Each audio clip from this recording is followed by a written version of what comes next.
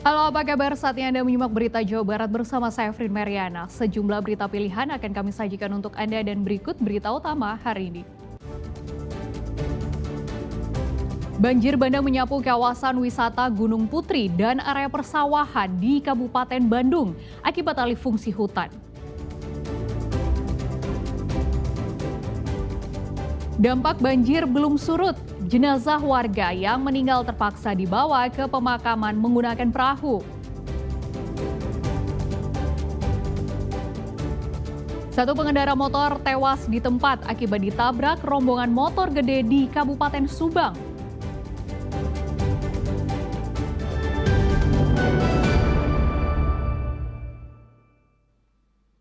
Banjir yang merendam kawasan Dayakolot di Kabupaten Bandung memaksa petugas dan warga harus menerobos banjir untuk mengevakuasi warga yang meninggal dunia. Petugas mengerahkan perahu untuk membawa jenazah.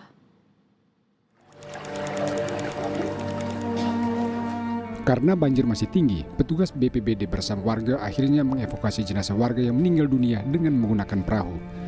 Banjir masih merendam kawasan Dayakolot Kabupaten Bandung akibat luapan Sungai Citarum Minggu pagi. Jenazah diarak dengan perahu menuju lokasi pemakaman di kawasan Jelekong, Kecamatan Bale Endah. Korban yang meninggal merupakan seorang lansia bernama Tuti. Menurut keluarga, korban meninggal karena sakit. Rakyat sakit. Terus? Kan kemarin teh mau dioperasi nanti Selasa besok teh. Terus ya itu nggak tahu. Semalam teh langsung ngedrop gitu. Masih di belakang ini rumahnya pas banjir gede pisan.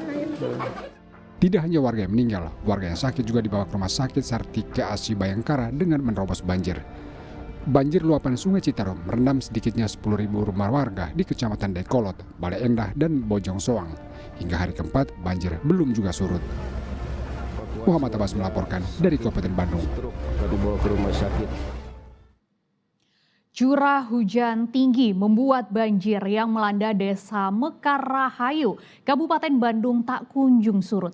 Ibu dan balita yang terjebak di dalam rumah harus dievakuasi petugas.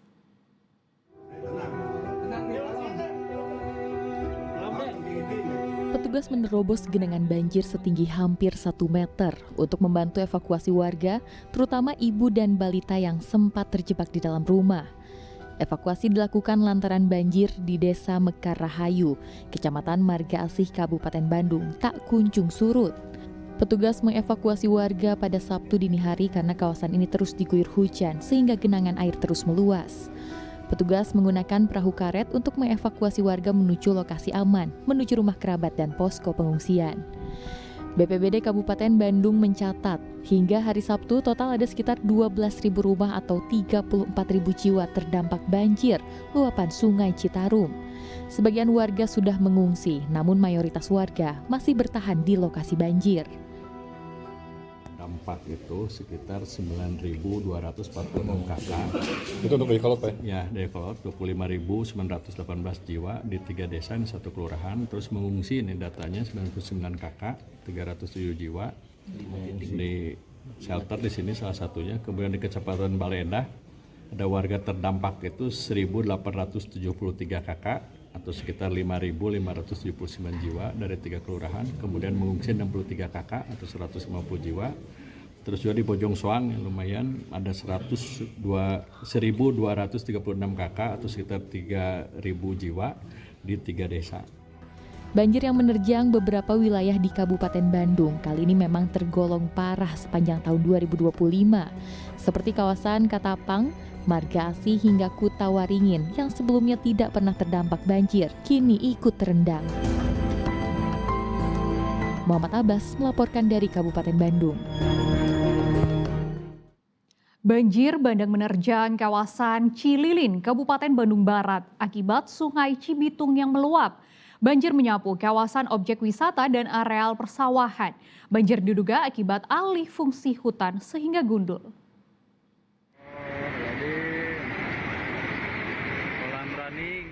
Banjir bandang deras menyapu kawasan wisata Lembah Gunung Putri di Desa Mukapayung, kawasan Cililin, Kabupaten Bandung Barat, Kamis sore. Banjir setinggi lebih dari 1 meter merusak berbagai fasilitas kawasan wisata. Beruntung kawasan wisata sudah ditutup karena sudah sore hari sehingga tidak sampai jatuh korban jiwa.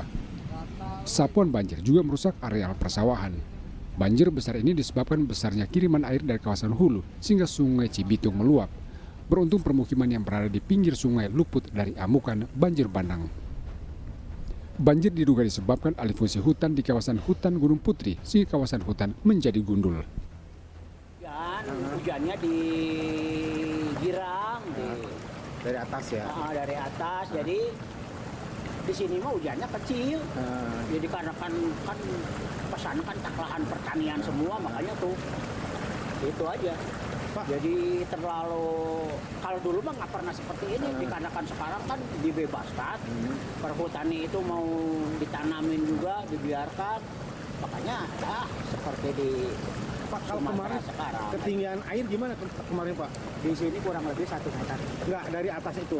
Ya, Artinya air itu dari itu naik ke atas ya? iya dari iya kan ini lipas. Akibat dari luapan air Sungai Curukan yang membuat wisata sungai itu meluap dan membanjiri beberapa sawah para warga. Alhamdulillah tidak ada korban jiwa. Kawasan wisata untuk sementara ditutup meski banjir sudah surut. Masyarakat terutama yang tinggal di sekitar lereng gunung maupun bukit diimbau waspada dengan potensi banjir susulan maupun musibah longsor mengingat curah hujan masih cukup tinggi. Muhammad Abbas melaporkan dari Kabupaten Bandung Barat. Diguyur hujan dengan intensitas tinggi, tebing setinggi 30 meter longsor di kawasan Cililin, Kabupaten Bandung Barat pada Jumat pagi. Tak ada korban jiwa, namun badan jalan ikut tergerus hingga terbelah dan memutus akses yang menghubungkan dua wilayah di jalur selatan. Petugas ikut membantu warga yang tetap memaksa untuk melewati material longsor di Jalan Nagerang, kawasan Cililin, Kabupaten Bandung. Tebing setinggi 30 meter longsor setelah diguyur hujan dengan intensitas tinggi. Kondisi tanah tebing yang labil diduga menjadi penyebab terjadinya longsor. Selain dipenuhi tumpukan material tanah longsor, kondisi badan jalan juga ikut tergerus hingga terbelah dan memutus akses jalan. Tak ada korban jiwa dalam peristiwa tersebut. Namun ruas jalan penghubung dua wilayah Kabupaten Bandung Barat dengan Kabupaten Bandung tak bisa dilalui kendaraan mobil maupun sepeda motor. Akibat peristiwa ini, warga di dua desa sempat terisolasi dan harus mencari jalur alternatif dan harus memutar lebih jauh sekitar hampir 10 km. Ya, tanggapannya mudah-mudahan ada bantuan biar cepat digunakan kembali ya Pak ya. Soalnya ini akses jalur menuju ke sekolah juga satu-satunya jalan ke sini. Kalau ke sana jauh Pak. Berapa lama jauhnya itu kalau motor Bu? Kalau ke sana bisa setengah jam. Setengah jam. Iya. Ibu berarti tiap hari ke sekolah pakai motor? Iya, mestinya. pakai motor. Sekarang? Nggak bisa pakai motor, jalan kaki.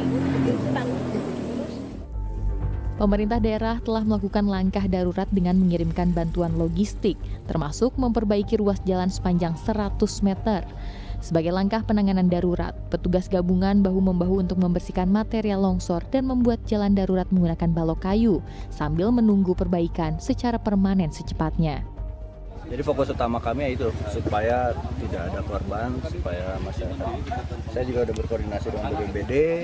Sekarang yang sedang dilakukan adalah membuat jalur darurat karena memang ada beberapa jalan yang terputus koneksi. Jadi ini juga kan mungkin dibutuhkan mobilitas masyarakat. Jadi sementara ini dilakukan pembuatan jalur darurat.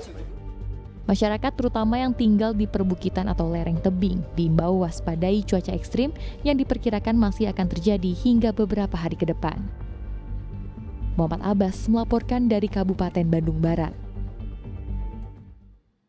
Pencarian terhadap 3 korban yang tertimbun tebing longsor di kawasan Arjasari, Kabupaten Bandung terus dilakukan tim gabungan. 3 korban dilaporkan tertimbun saat tebing longsor pada hari Jumat lalu. Tim gabungan dari unsur kepolisian, TNI, relawan Badan Penanggulangan Bencana Daerah hingga Basarnas diterjunkan ke lokasi tebing longsor di Kampung Condong, kawasan Arjasari, Kabupaten Bandung Sabtu siang. Tim berupaya mencari dan mengevakuasi 3 warga yang masih tertimbun tebing longsor. Ketiga korban masih merupakan satu keluarga, terdiri dari seorang lansia dan 2 remaja bernama Citra dan Alfa. Diduga ketiganya tidak sempat menyelamatkan diri dan ikut tertimbun dalam rumah yang terdampak longsor tebing setinggi 80 meter. Informasi korban, Ibu Aisyah usia 60 tahun, Citra 20 tahun dan Alfa 10 tahun. Tentu ini kondisinya ada di 2 titik lokasi, yang anak kecil umur 10 tahun di dekat sungai dan Bu Aisyah dan juga Citra kondisinya di rumah. Tentu 2 lokasi ini dari Basarnas tadi sudah koordinasi bahwa pertama masyarakat atau warga sekitar otomatis harus evakuasi. Dicek dari udara, situasinya sangat labil sekali, harus diperhatikan kondisi-kondisi yang kemungkinan risiko tinggi, kemungkinan longsor terjadi itu harus diperhatikan sama tim yang akan sudah ke lapangan. Siap. Memungkinkan nggak untuk dievakuasi hari ini mungkin Pak? Kalau memungkinkan, kita berusaha semaksimal mungkin dengan sumber daya manusia dan alut yang ada, tapi kita tetap harus memperhatikan beberapa risiko. Namun proses pencarian tidak mudah. Selain terkendala cuaca, kondisi tanah yang masih labil berpotensi terjadi longsor susulan sehingga petugas tidak mau mengambil resiko. Muhammad Abbas melaporkan dari Kabupaten Bandung.